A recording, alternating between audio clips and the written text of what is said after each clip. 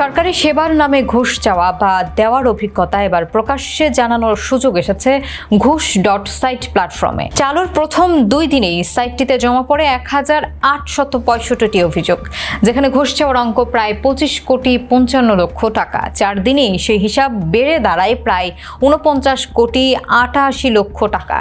নাম পরিচয় গোপন রেখেই অভিযোগ জানতে পারবেন ভুক্তভোগীরা, কোন এলাকায় কোন প্রতিষ্ঠানে কত টাকা ঘুষ চাওয়া হয়েছে এবং শেষ পর্যন্ত কি ঘটেছে সেটিও উল্লেখ করা যাবে। অ্যাকাউন্ট খোলার প্রয়োজন নেই, 2 মিনিটেরও কম সময়েই অভিযোগ জমা দেওয়া সম্ভব। বাংলাদেশি 2 বন্ধু সাইফ কবির এবং শাহেদ শরীফ বিদেশি একটি ওয়েবসাইট থেকে অনুপ্রাণিত হয়ে প্ল্যাটফর্মটি তৈরি করেছেন। তাদের লক্ষ্য বিচ্ছিন্ন ঘুষের অভিজ্ঞতাগুলো এক জায়গায় এনে দুর্নীতির সামগ্রিক চিত্র তুলে ধরা। তবে উদ্যোক্তারা স্পষ্ট করেছেন, ঘুষ.সাইট কোনো তদন্ত সংস্থা বা দুদকের বিকল্প নয়। নির্দিষ্ট কর্মকর্তা বা ব্যক্তিকে টার্গেট না করে কোন খাতে দুর্নীতি বেশি হচ্ছে সেটি তুলে ধরতে চায় প্ল্যাটফর্মটি।